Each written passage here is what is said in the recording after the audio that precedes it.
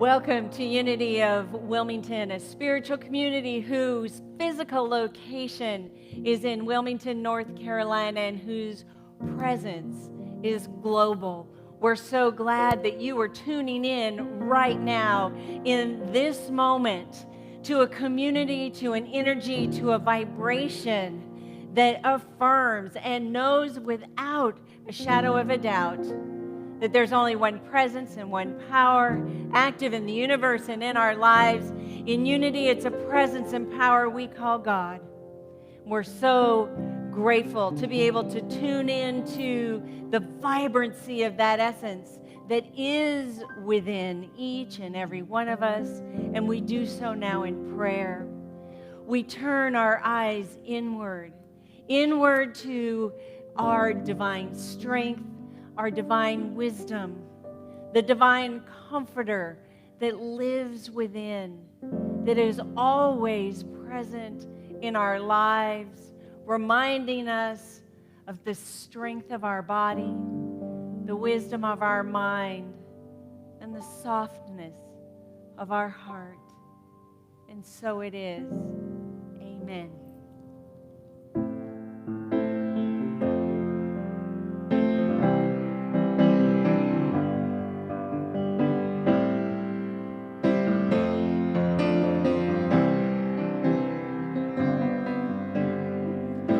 Exactly where I need to be. I need to be exactly where I am. I am a blessing manifest, and I can't undress the moment. Naked time unwinds beneath my mind, and from within I find the kind of beauty only I can find.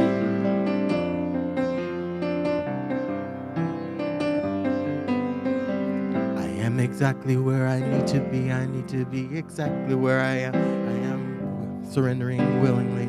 I can find the perfect time to find only you can find.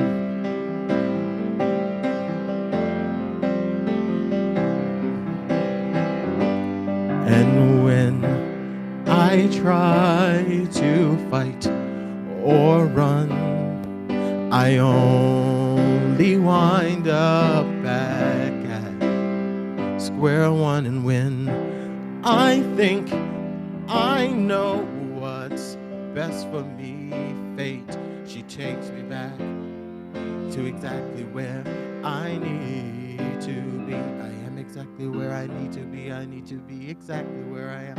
I am divinely timed and shining brightly. Yes, I believe there is a purpose yet for me. Yes, I believe that we are light and we shine infinitely. I am exactly where I need to be. I need to be exactly where I am. I'm not existing aimlessly. See, I am in perfect harmony with universal energy, and I will truly be free when I accept my own divinity. And when I try to fight or run, I only wind up back at square one. And when I think I know what's best for me, fate, she takes me back to exactly where I need. And when I feel I am alone, I just remember the rising sun, rise again, and miracles, miracles, miracles that I see, you know, they take me back, they take me back, they take me back to where I need to be. I am exactly where I need to be. I need to be exactly where I am. I am a blessing manifest. You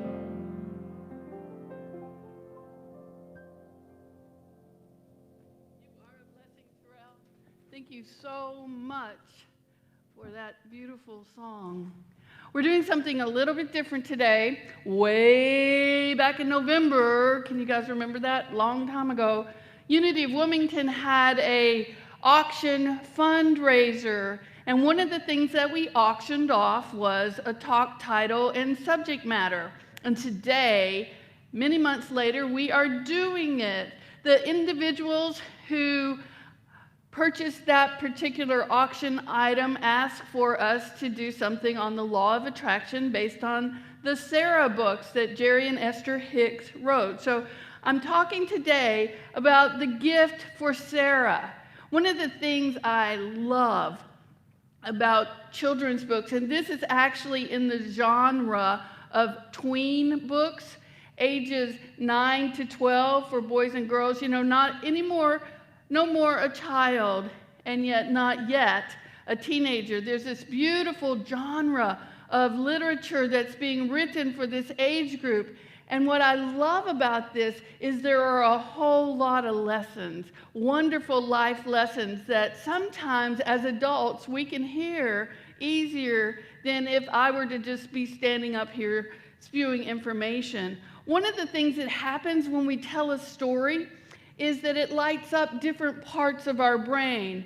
When we are just given information, like in a classroom, the information lights up what's called Wernicke's area and Broca's area, which are receptive information sites in the brain. But researchers have found that when somebody tells you a story that they resonate with, when somebody tells you a story that they light up to, that they're excited about, it will activate what's called brain synchronicity. And listeners will have the same areas of their brain lit up. And that passion and that excitement and that joy can actually be felt if somebody is open to it. And so I hope that you can experience the passion and the joy that I feel for this story. The law of attraction basically says that what we think about and what we feel, and feeling is more the frequency, but thoughts have a frequency too. What we think about and what we feel comes back to us. We open up the field, as it's called, the morphogenetic field, and things begin to be drawn to us, or we're attracted to certain things that we resonate with. And some of this story is about that. The story starts with a girl named Sara. She's frustrated in her life in some ways. She feels like she can't quite have enough alone time in her family. She's frustrated at school. There's difficulty with focusing at times, and she enjoys daydreaming. And I don't know about you, but many children who have enjoyed daydreaming have been chastised for that. And I'm saying I don't know about you because I know about me. I love daydreaming in school, and I love daydreaming out of school. And some of the things that I began to dream about, I could begin to look at ways that I could bring them about. And this is part of what started happening with Sara. She was walking home from school one day, and her brother started following her and said, "Hey, wait up." I don't know if you guys have little brothers. I was the youngest, so I didn't. But her little brother says, "Hey, wait up. I want to talk to you. I want to share something with you." And something in Sara clicked, and she decided that she would stop and wait on her brother. And he came with full-on enthusiasm, and he started telling her about this owl that one of his friend's fathers had seen. And because owls are wise, the father named the owl Solomon. And the little brother Jason was like, "It was bigger than his car." So you can imagine how exciting that was. But that level of enthusiasm shot off what in Abraham Hicks vernacular would be a rocket of desire in Sara. She wanted to meet this owl, this gigantic owl, which she didn't really believe was as gigantic as her little brother was saying, but she wanted to meet this owl. It was important to her. And so she began to seek it. Well, what do we know about when we start to seek something? We're putting out energy to draw that thing to us, or to draw ourselves to that thing. And one day, Sara was walking home from school, and she ended up deciding to go a different way home from school because she wanted to see if she could see this owl. So she's in the area where it had been spotted. And she recognizes that while this is a place that she had played often in the summer, in the winter when the snow was high, it looked a little bit different. So she's walking along, and she's not sure if the river that she's going to need to cross is fully iced over. So she's looking for a very small place where the river is not very wide. And she finds one, and she starts across, and she slips down, and the ice cracks. And she hears this voice to tell her, just turn over on your knees and crawl off. You can imagine what that might have felt like for her. What's this voice doing? And as she got across the river, who was sitting on a fence post but Solomon the owl? You might have heard the adage, when the student is ready, the teacher will come. Well, this is one of those times. Sara was ready. She was ready to begin to see and perceive life differently. And in this case, the teacher was an owl for her. And she and that owl struck up a friendship across time. And she started finding within her own being questions. And you know, questions move us forward in life. And she began to ask questions of Solomon. And Solomon would share answers with her. And they were doing this, and the more answers Solomon shared with her, the more excited she got about the questions, and she began to ask more questions. And so they really began to learn to live together and to open up new avenues of thought and feeling and perception in Sara's world. So remember, she's in that tween stage, and that can be a complicated stage at times. And at school, Sara had been to this school for much of her life, and a new boy came in. I don't know if you've ever been the new person in a school in that age group. I was once. New person comes in, and some of the older students were harassing and teasing and bullying, as we have sometimes seen, and it upset Sara. She didn't like it. And so what Sara did is she reached out to try to soothe and comfort the young man who had come into the school, and she was dismissed and rebuffed. That doesn't feel good. And so after that event had occurred, that incident had occurred, Sara took that idea to Solomon, and she was talking to him about it. And Solomon said, oh, you know, I call this the chain of pain. Someone's been hurt. They send out hurt, someone receives that hurt, and they give out more hurt. Have you ever had that occur? Somebody's hurt your feelings and you're not in a very good mood, and maybe you're a little cranky, and somebody tries to reach out to you and you just kind of crank back at them instead of being receptive to the kindness and the compassion and the care that somebody is offering. Sometimes it happens. It's not something to be judged, but it's something to notice. And so as Sara was talking to Solomon about this notice that she had experienced and her sadness, Solomon invited her into what he called a 4-step process. I have some steps for you that would assist you, and I want to start to share those steps with you right now.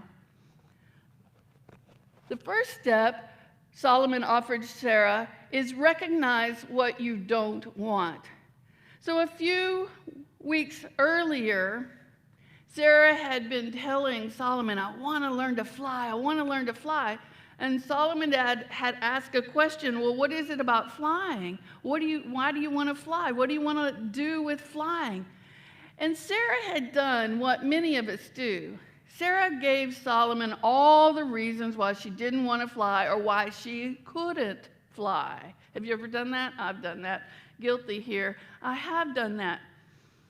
But Solomon looked past that and said, no. So often people focus on what they don't want. That's where they put their energy. And we know that where we place our attention is where we're putting our energy. So when we are only looking at what we do not want, and we're not making the shift to focus on what we do want, what we're creating more of, based on the law of attraction, is more of what we do not want.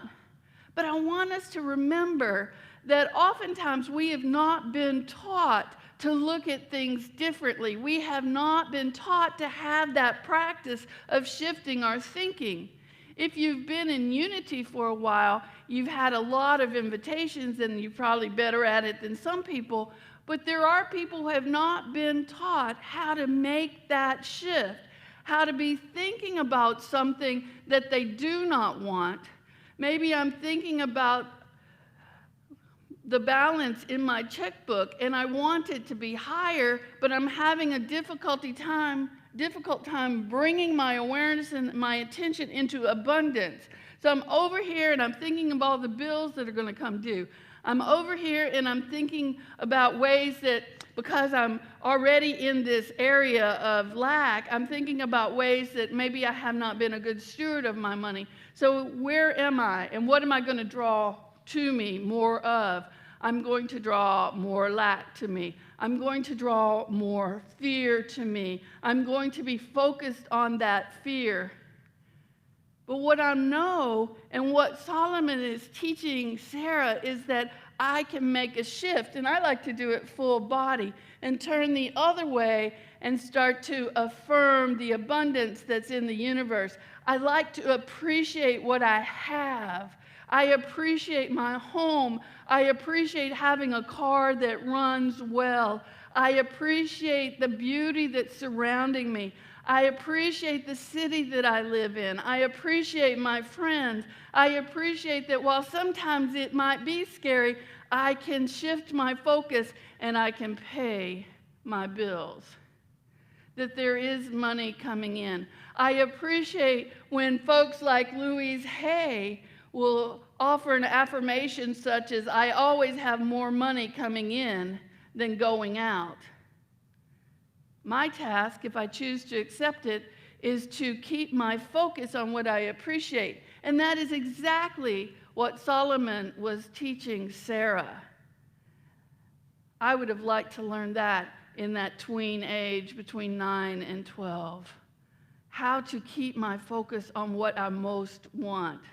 That's not what I was taught then, but I do appreciate the moments where it began to be taught for me. And what I know is that I must have begun to ask the question of how can I do this differently, because the teacher, and in this case the teacher was Louise Hay, came. And then it gets reinforced by books like Sara and the work of Abraham Hicks.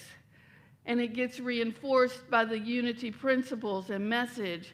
So the teacher came, and the beauty is the teacher keeps coming, and the teacher keeps showing up if I'm open and willing to learning. And that is one of the beautiful things. The second step was decide what you do want, which is over here. I want abundance. I want to live peacefully. I want to live joyfully. I want to live knowing that I always do have more money coming in than going out. I want to live knowing that divine health is my birthright. I want to live knowing that I can experience joy in every moment. Those are some of my wants.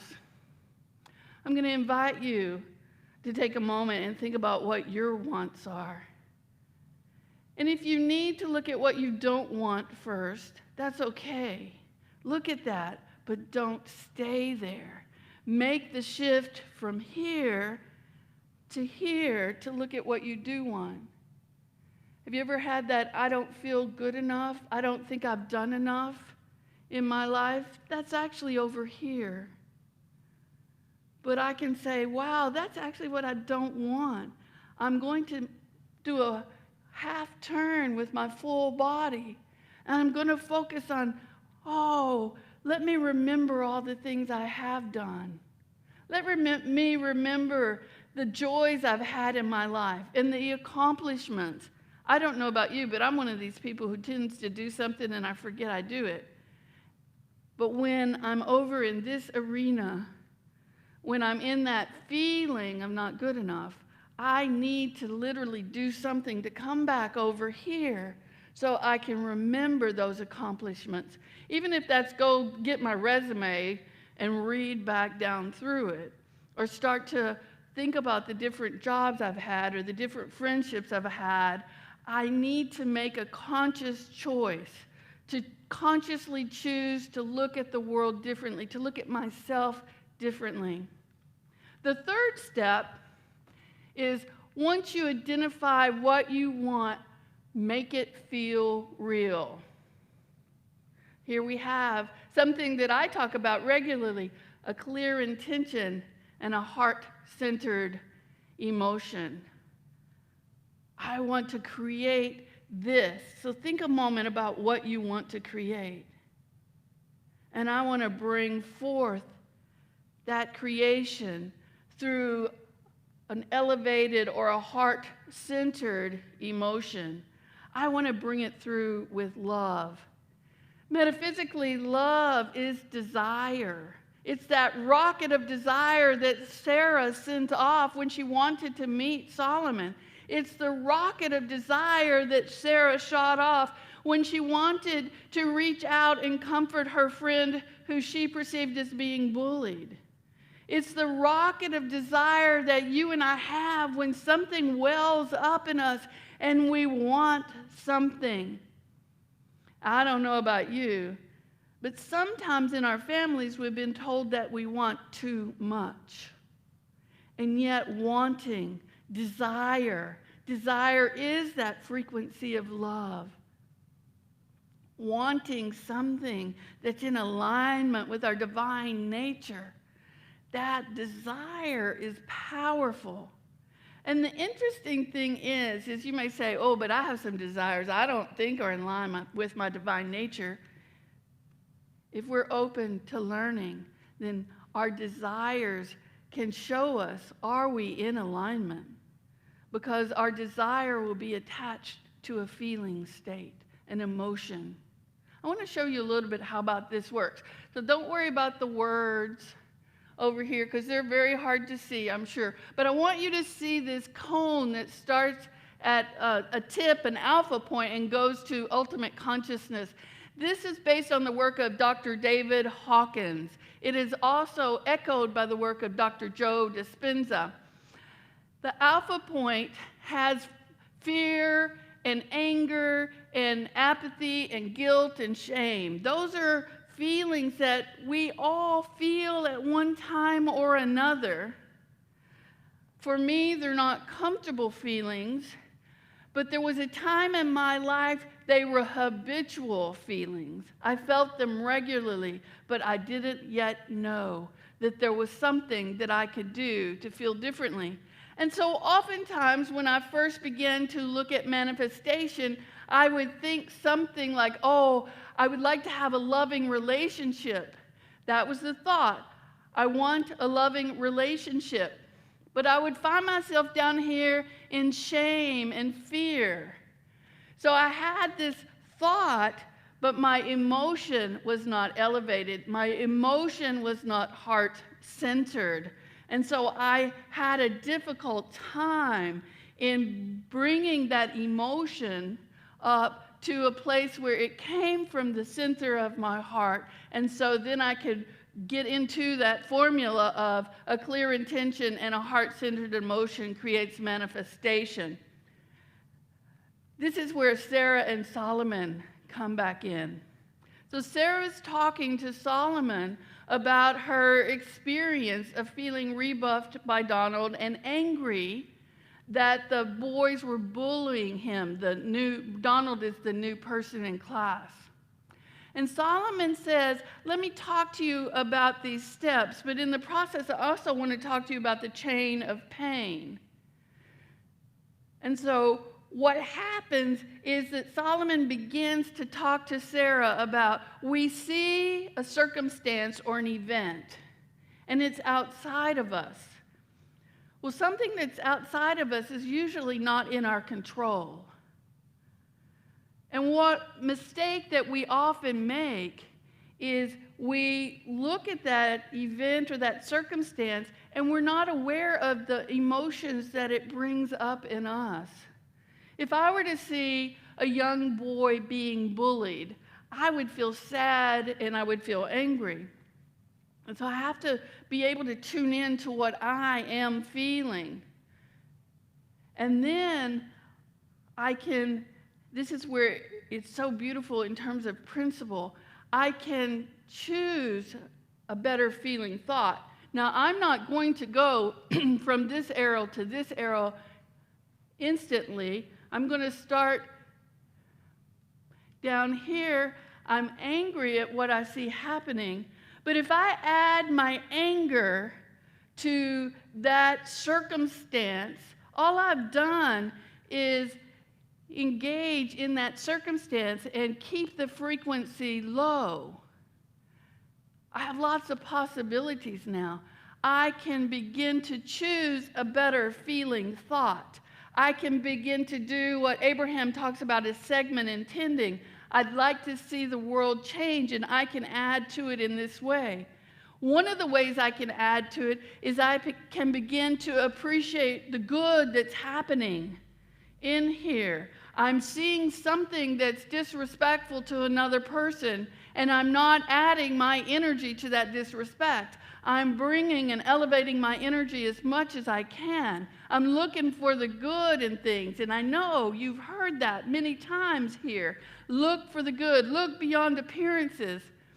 Yes, maybe Donald rebuffed Sara, but Sara can go to Donald again and again and say, I want to be your friend.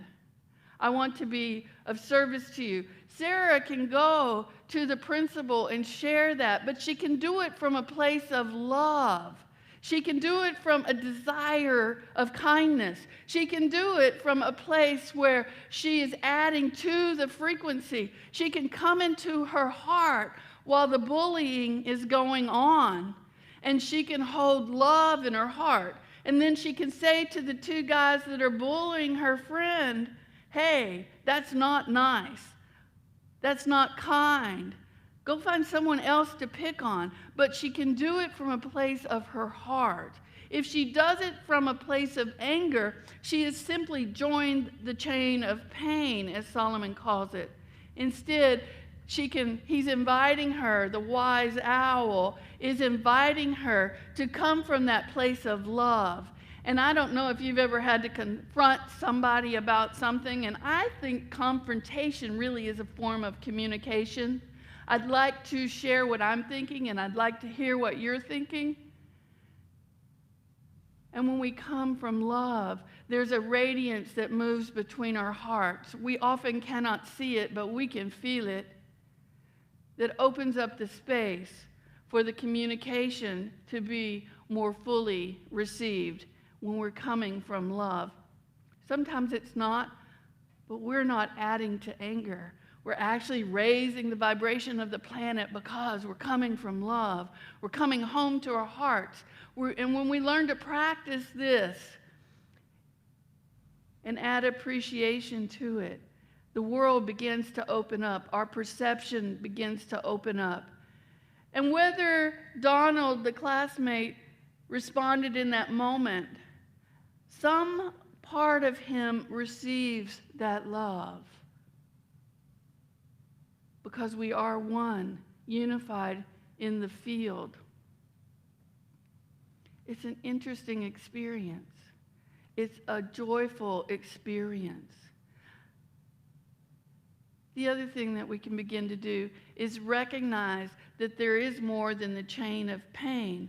And Solomon, the wise owl calls this the chain of well-being. Where do I want to place my attention? Do I want to place it in pain, or do I want to place it in well-being? We cannot control other people's thoughts and feelings, what they think about us or what they think about anything else. But what we can control, what is fully 100% in our control, is how do we respond to any event and situation? Do we respond down here with anger, or do we respond up here from peace or joy or love? A higher frequency that has a different sine wave. The choice is always ours. And true freedom is learning and practicing on a daily basis that we can live in joy no matter what's happening around us. We can experience love no matter what's happening around us, the frequency of love. We can experience peace no matter what's happening around us. We can be compassionate no matter what's happening around us. What we must learn to do is break the habit of being in the chain of pain and reestablish the habit of being in the chain of well-being, to learn how to live from there. And part of that third step is to feel it as if it's already happening. Think about world peace. Feel it. Feel the gratitude of the different forms of peace that you've experienced in your life. Our brains and our bodies don't know if we're having a feeling because we're in the current experience, or we're having the thought of the beautiful, peaceful experience. My place of peace would be on the ocean, and the waves are not too big, and it's idyllic, and it's beautiful, and it's the perfect temperature and perfect wind, and I can think about that and I can feel it as if I'm already there, even though I'm standing in a building. And I can feel my heart open up, and I can feel the very cells of my body relax. I invite you into your idyllic place, your happy place, your peaceful place in this moment. And when we are seeing something that is uncomfortable for us to observe, to remember how to come into that peaceful place. So instead of adding discomfort, we're adding comfort. We're adding a higher frequency. And when enough of us learn how to add the higher frequency, the spiritual law, the ancient wisdom says it must happen. It must happen. And that is the fourth idea, physical manifestation of desire. It must happen. So here's some questions to ask. What would you like to see in your life? And what would you like to see in the world? What would it feel like if that were already happening? And what would make it feel real to you? And so I want to put it into practice. This is an image I like. Put your own image in it when you do it. But to me, this is an image of passion and love, and passion meaning zeal, passion meaning something I'm excited about and I have great enthusiasm about. So that is love. That's the frequency of love. And when I look at it, I just feel bold and audacious. And I feel like, wow, I want to live in this frequency all the time. And so think about what it is you would like to manifest. There's the feeling already. Let's lay the thought upon it. What would you like to see? This is a question for you to ask yourself. What would you like to see in your own life? What would you like to see in the world? What would you like to see manifest? And make a list. Spend some time. Write it down. Have fun with it. Be joyful while you are doing it. And then the next question, what does it feel like? What would it feel like to have that very thing that you wrote down that you want? What would it feel like to you? and let your mind and your heart generate the feeling as if it's already happened. And as you move through life while it's happening, while it's unfolding for you, and it's going to come when we hit that vibrational match to it. When we get there is the end point. But if you can have fun on the journey, that process of unfoldment, then you're raising your vibration to it already and allowing yourself to invite it forward by the feeling, gratitude and appreciation. Spend time each day writing a gratitude list. Spend time each day as you move through your day appreciating. I've been appreciating the dishwasher and the electricity. I really appreciate the electricity on a hot day because we have air conditioning. I appreciate our cats. I appreciate this spiritual community that calls me to be more than I already am. I appreciate my relationship. I appreciate the car that I drive. I appreciate the beauty of Wilmington. I appreciate the flowers that are growing right now. This is how you do appreciation. And as you appreciate, let yourself feel it in your body and see what unfolds. Abraham and Esther Hicks say, your work is to go forth into this physical environment looking for things that are vibrational match to joy, connecting to source energy, and then following with inspired action.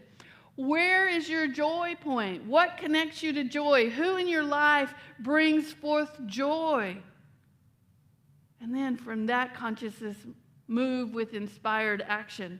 If this is something that interests you, here is an affirmation. I recognize I am in control of my joy. It's a choice point. I'm in control of my joy. I choose to focus on what I want to create in life. I practice observing what I'm thinking and I'm feeling, and I generate appreciation and gratitude in my life. I look for ways to experience joy daily. What joy it is to enjoy life. What joy it is to look for things to appreciate and people to appreciate. What joy it is to know that I have within me the tools, the capacities for freedom, for liberation, that I can choose what I'm feeling with practice. Let's take these thoughts into a time of meditation. Taking a breath with ease.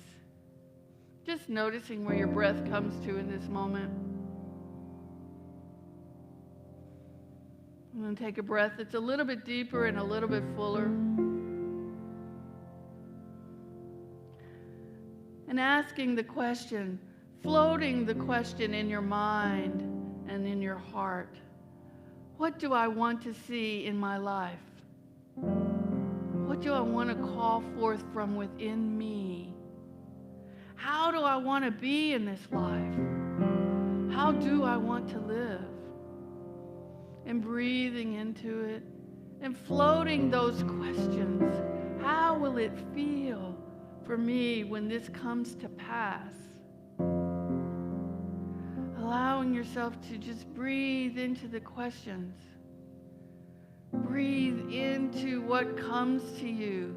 Because when we begin to ask the questions and we sit quietly and we listen, the answers will come. They do come. They may come later and they may just flood you right now. How do I live in joy? I begin to choose.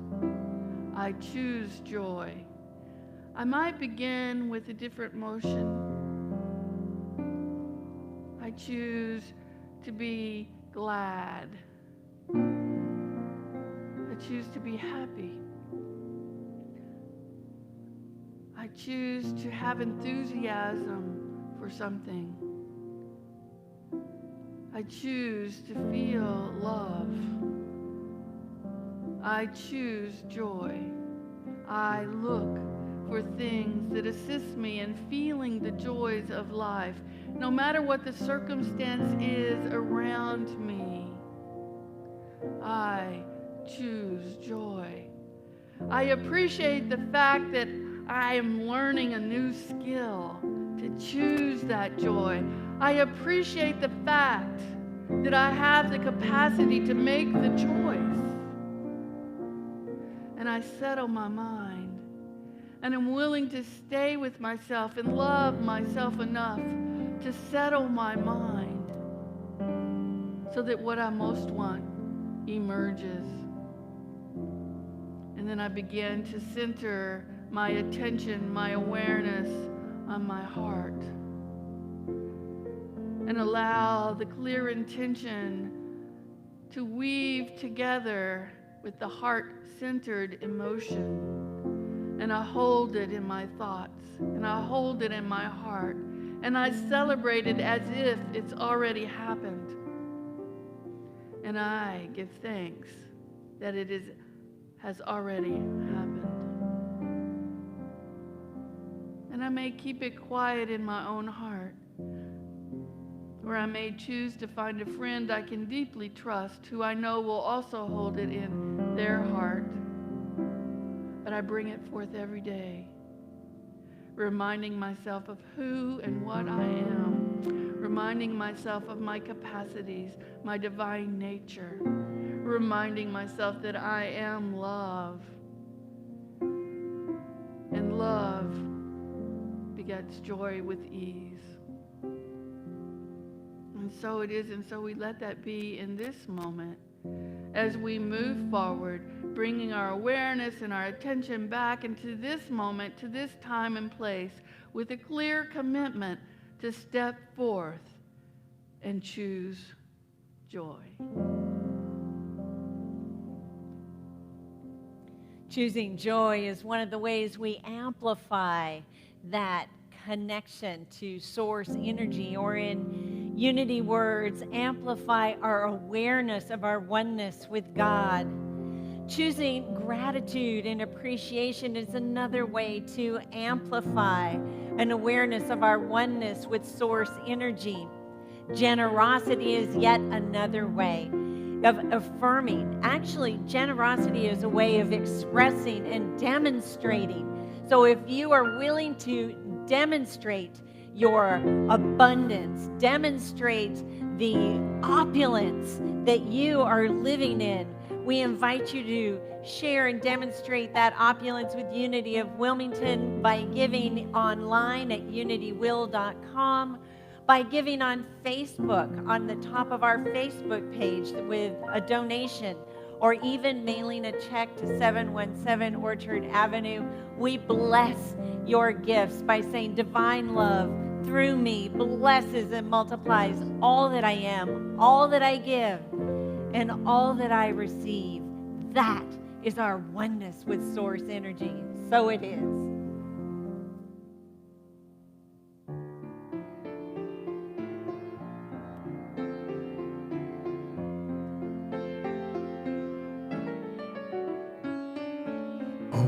There's one thing to be taught, that dreams are made to be caught, and friends can never be bought. Doesn't matter how long it's been, I know you'll always jump in, 'cause we don't know how to quit. Let's start a riot tonight, a pack of lions tonight. In this world, he who stops won't get anything he wants. Play like the top 1% till there's nothing to spend. We don't stop, we don't care, celebrate because we are the champions, setting it off again. Oh, we're fire, we on fire, running on campaign, doing the whole shebang. Oh, we on fire, we on fire. Get up, stand up, throw your hands up. Welcome to the other land of dreamers, brothers, sisters, others. Yeah, we on fire like that. Oh, this bond is deeper than skin, the kind of club that we're in, the kind of love that we give. Oh, ever since the dawn of mankind, we've all been into a tribe. I'm glad that this one is mine. Let's start a riot tonight, a pack of lions tonight. In this world, he who stops, he won't get what he wants. Play like the top 1% till nothing's left to be spent. We don't care, we won't stop. Call our mothers, call the cops. We are the champions, setting it off again. We on fire, we're on fire, running on campaign, doing the whole shebang. We on fire, we on fire. Get up, stand up, throw your hands up. Welcome to the other land of dreamers, brothers, sisters, mothers. We on fire like that. Woo, you are on fire. Terrill Williams and Paul Miller, thank you for your gifts and your talent and for sharing them with us. You're on fire. Uh-huh. Absolutely. Today's daily word, wouldn't you know it, is appreciation. How perfect is that? The affirmation from the daily word is, I am grateful for the good in my life.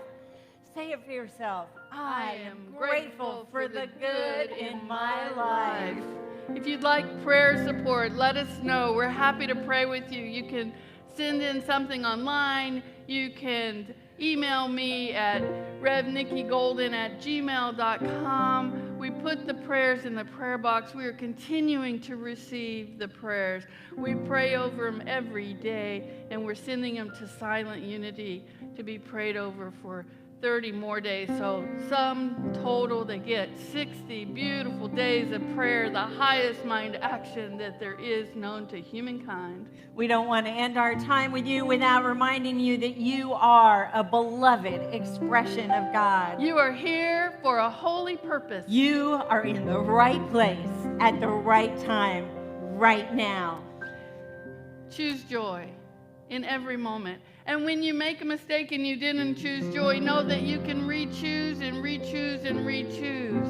Allow your life to be filled with joy, with love, with peace, whatever you are being called to. And live it knowing that in doing so, you are raising the vibration of this planet. We're grateful for you.